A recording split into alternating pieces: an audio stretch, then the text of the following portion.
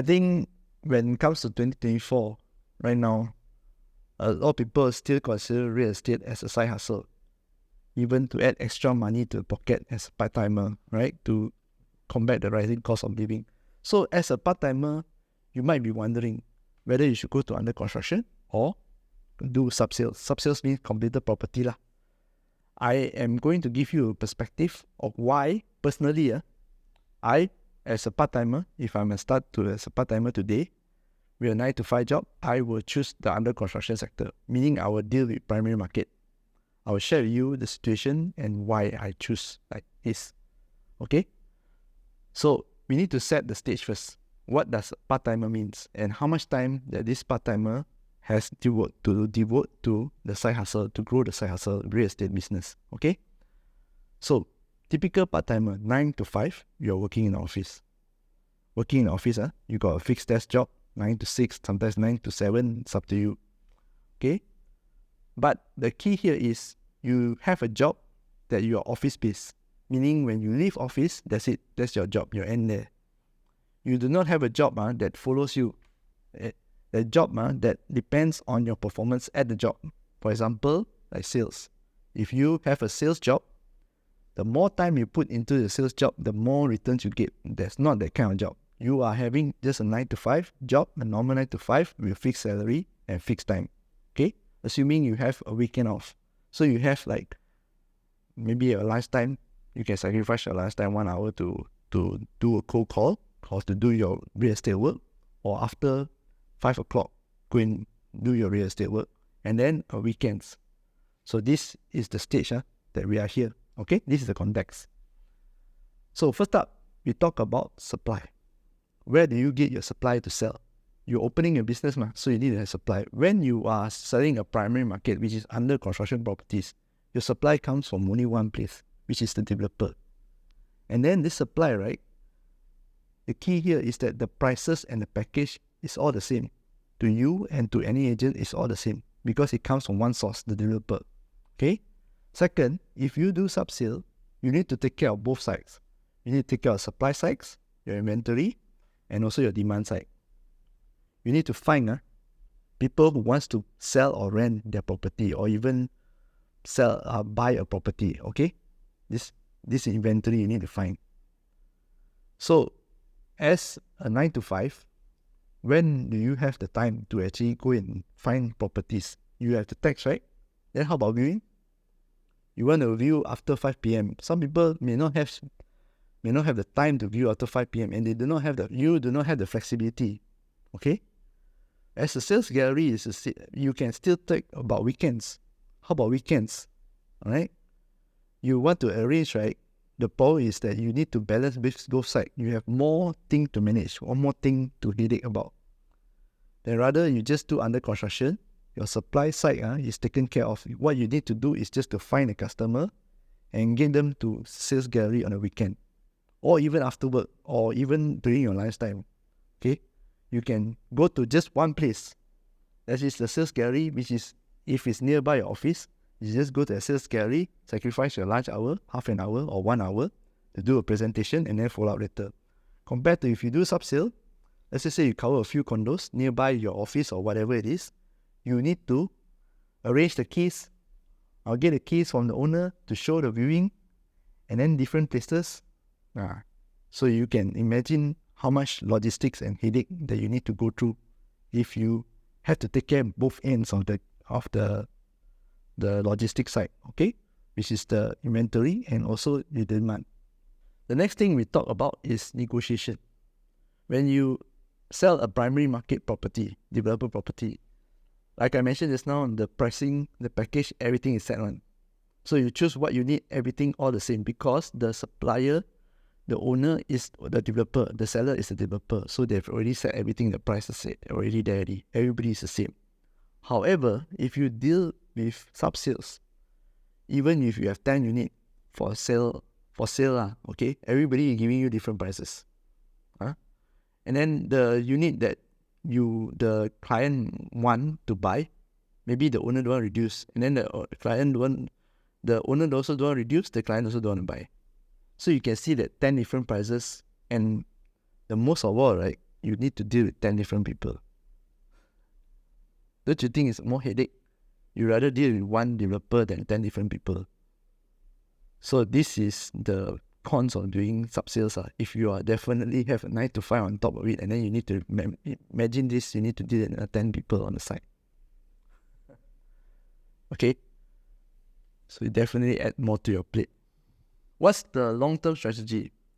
Long-term strategy here, we're talking about what can you do. Actually, real estate is a very simple business. You need to just repeat the same thing day in, day out at different places. That's it. Okay, under construction, you move according to the project. Let's just say today your project you are selling is in PJ, Petaling Jaya. Then next time the project is selling, you move on. You move to another project, another location, Mount Kiara or something like that. But if you are in sub-sales, the good thing is that when you are down there long enough, right, people actually knows you. So you just farm that place only. Maybe you just farm like 3 condos or 5 condos, you take care, that's it. Okay? Or that one area, all the landed, you take care of all the landed area. So that's the beauty of doing sub-sales. You don't need to move. And the longer you are in that area, the more referrals you will get, because people will know you as the area specialist. Okay? So long-term strategy in terms of under construction and sub-sales win. Under construction, you need to keep on moving. Next one, we talk about repeat customers, referrals and repeat customers. If you are talking about under construction, usually, I'm not saying always, is a one-off purchase. How many people actually buy? Most people that buy this under construction, you must understand, they are first-time home buyers. They want to have an easy entry, so they buy the first-time home buyers. And that after getting married or 4 or 5 years down the road, they have a house to stay. That is the profile, okay? When you buy sub-sales, usually these are upgraders. And then these upgraders, right, they will have a specific areas that they will look.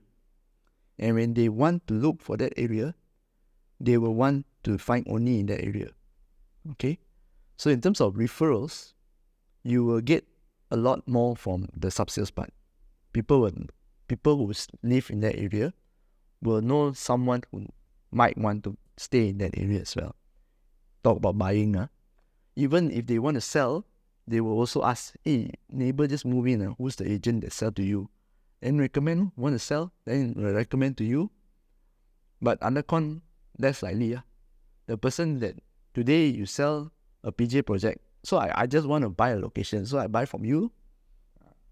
But next time, if you got selling a Mount Kiara project, you can contact back the same people. But less likely, if they are first-time home buyers, they will not have people to refer to you.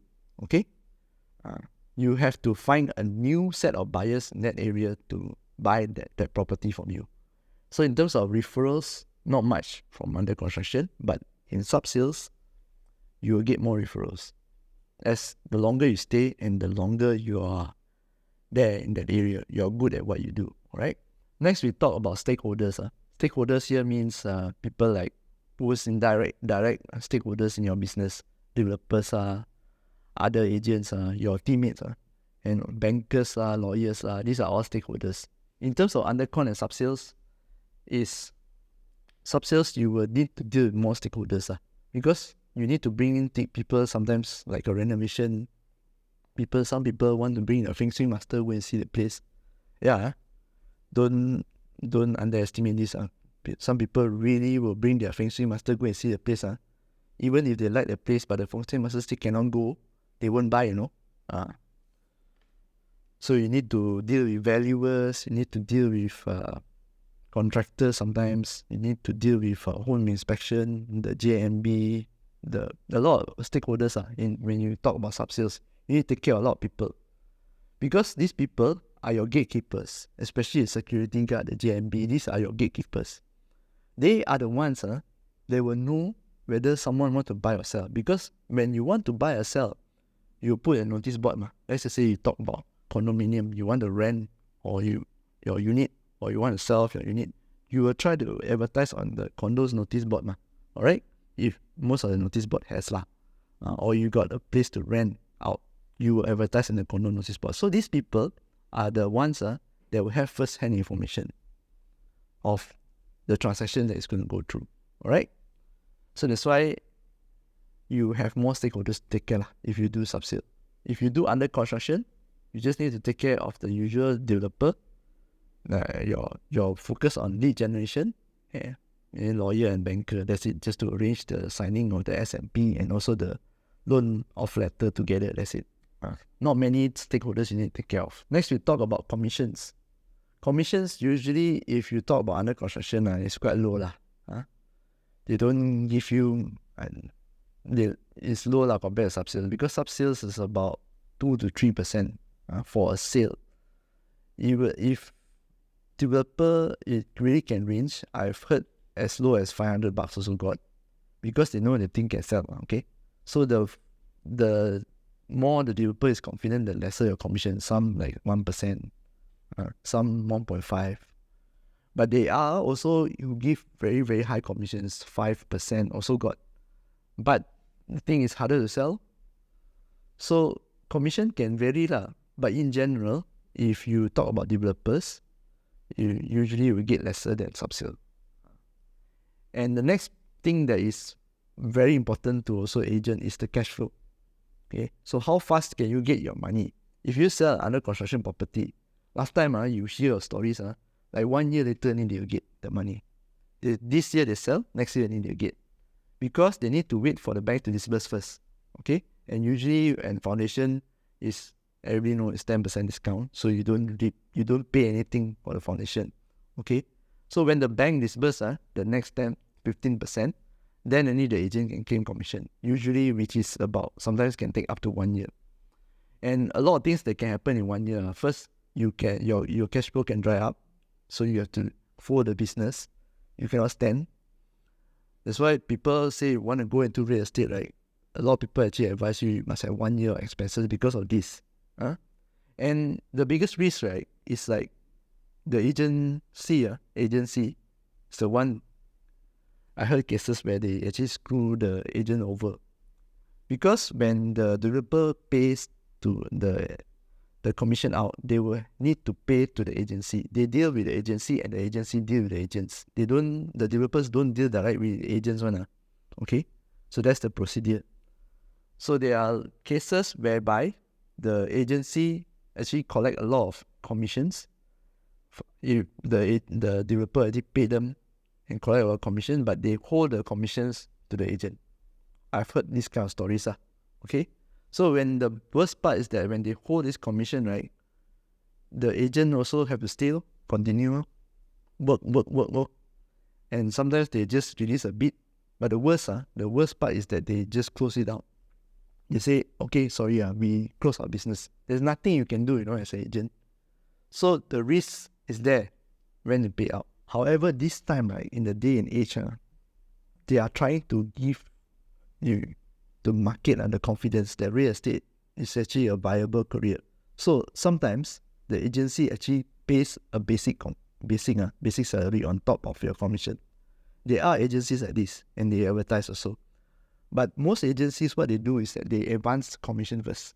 That means the agency leader will advance their own money first, and then wait to claim from the developer. Okay? Some you hear 5 days can get, or some on sign SMP, 3 days later you get.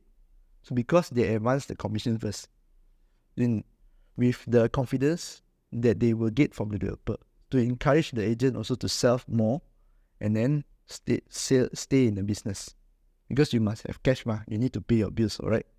1 year got wait for commission, a lot of people cannot tahan. Okay? So, but subsales is always been known as something that is faster turnaround. You get commission faster.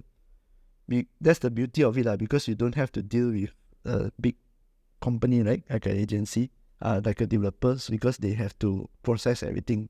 So you go through the process flow. When you are dealing with individual, which is subsales, you can get, when the SMP is 10, you can only claim. If it's a freehold property, in the case of like Klang Valley, KL, or Selangor, freehold, no encumbrance, freehold, no restriction, right? No need consent, right? So with 3 months, in 1 month, if you can sign SMP, you straight away can claim it. If you today can sign SMP, tomorrow you can claim. Take and stamp and then can claim it. how fast depends on how fast. I think it's about a month. If it's a leasehold property, right, you get in 3 months because you need to wait for the consent to be approved first. Once the consent to transfer is approved, you can claim. You take the stamp SMP, go and claim for the agency for your commission. Okay? So it's like 1 month, 3 months faster. And then doing sub-sales also, you have another things that will generate cash flow even faster. 1 week you can claim it. What is that? Rental, very fast. Rental, 1 week can claim. Today's stamp, next week can claim. But agency also, most of them, they pay out twice a month nowadays. They don't want to hold so long, they pay out twice a month. The paperwork is there, your claim is there, they pay out. Okay? So, in terms of commission payout, I would say that the under construction and the sub-sales the gap is getting closer. Okay? What I mentioned in under construction where the agency actually just fly by night and take off your money, it can also happen in sub-sales. As long as the money goes to the agency, actually the agency can do that. So that's why it's a very important to seek a reputable agency. Okay? Reputable agency. So, back to the pros and cons, both of them are on par. If you ask me, they have already closed the gap. Under construction now, it's like most of the agents is offering like 5 days. After sign commission, 5 days. Some even give you marketing, give you leads some more. Next up, I think we can talk about lead generation. Lead generation is one activity, right? The agents will spend most of their money in money and time. Because getting leads to actually buy your property is not easy. Okay? So under construction and sub-sales, sometimes under construction, the leaders will provide you with leads. Of course, you have to give more percentage back to the agency, but that is fair. Okay, they give you the leads, you close, you generate back you give a higher percentage of commission to the agency, pay back the agency. So you can actually take advantage of this where you need you lesser even more headache. You don't need to hunt for leads. The leads are given to you. You just need to call and follow up. That's it. Sub-sales, also the same. Most of the time, right, the leads, how they give you, right, they give you the master listing, you go and call or go in SMS. Find your own sale or for rent, okay? For that area that you are focusing in or for that condo that you are focusing in. So in terms of lead generation, to me, both sides, Undercon and sub-sale, is the same. It's still provided by the agency. So there's one headache there for you. Next up, we talk about income from referrals. So when you refer a business, the banks will actually pay you referral fees. The banks actually do pay referral fees. Some banks to real estate agents for their business. Under construction or sub-sale, you will still get, okay? So under construction, usually you get lesser. The income from referral fee is lesser. The one that the banks will give more is the sub-sales part, where is the property is completed, because they can disburse full, they can collect back straight away the principal. Okay? So, sub-sales, if you do sub-sales, like I mentioned just now, you have a lot more stakeholders to deal with, right? Like contractors, handyman, whatever, another agent, inspector, valuer, lawyer. So you have to deal with a lot of people, right? Your opportunity to earn referral income from people that you deal with is also there. It's also more than the one that is doing Undercon. The one that is doing Undercon, everything is provided for you. Your lawyers, your bankers, everything is provided for you. Okay? So you don't have much room for negotiation there. But sub-sales, you have the chance to earn more referral fees. Okay? So when it comes to referral fees, sub-sale wins versus Undercon. Next up, we talk about marketing materials. When you want to sell a property, right, you do need to do your own research, do your own PDF or this. That is sub-sale. Okay? If you are selling under construction property, the developer or even your leader or your agency will already have an info pack for you. You just need to refer to the info pack and sell. That's it. But if you are doing a sub-sale, every unit is different. So you don't have like an info pack to refer to you just have like some own pictures that you can show to your prospect. Okay, it's very different from under construction, because under construction there's nothing to show. The building not even built yet. So, but subsales, the person can come and really see. That's why you go viewing. Okay, so in terms of marketing materials, you don't even need to do much of marketing materials for under construction. But for subsale, you have to do. Every unit is different. So conclusion, Undercon and subsale, when it comes to marketing support, Undercon wins. So based on all the factors that I've actually mentioned above, if you are in a time constraint, and I will personally choose under construction. It's easier to actually focus on one area, one project, or a few projects in one same area instead of so many stakeholders, sellers and renters that you want to do. Then you need to do viewing. Viewing also headache. Next, I think when you talk about under construction, when you hear you are selling under construction, sometimes you get requests. Hey, you got do subsale, help me to find a house that day. You can actually refer them to your agency, your colleagues who are doing subsale, just refer them there. Or you could say that, I'm sorry, I don't do subsale. Okay, both ways are also applicable. You don't try to do everything. Okay, the moment you try to do everything is the moment you get distracted. Remember, you have a 9-to-5 job that occupies the whole of your day and your mind space. Okay, so you need to focus on what you need to do on the day to actually grow your side hustle. If you have to do marketing every day, you do marketing every day. Okay, you definitely have to call leads, right? Every day, you just call leads every day. Pass all the leads that you have qualified to not fit what you have to offer, pass to someone else. All right? If you don't have someone else to refer to, just tell them, I'm sorry, I don't do that. It will save you a lot of time and you can focus. Next, I think what's on your mind is that I'm an introvert and this is my first sales job. I don't know whether I can do or not sell. Believe me, introverts also you can sell. Okay? I'm an introvert myself and I'm highly introverted. Personally, I realized that I cannot do too many things. So my suggestion to you, if you are introvert, right, and you identify yourself as introvert, you might concern that you cannot sell, right? I personally will just go and do it. The only way I can find out whether it's suitable for me is to do it. There's no use thinking about it. There's no use. You think how much or so, no point one. You will only get anxiety and stressed out yourself. Just go do it. If it doesn't work out, at least you tried, okay? And if it doesn't work out, the risk is very low. What's the risk? You have to spend a little bit of money for licensing, for marketing, advertising, all these kind of things, okay? Travel expenses, inevitable. And the next one that you spend is also time. That's all. But at least you get to know whether it suits you or not. If it suits you, good, go ahead. You might have found the career that you want. Okay?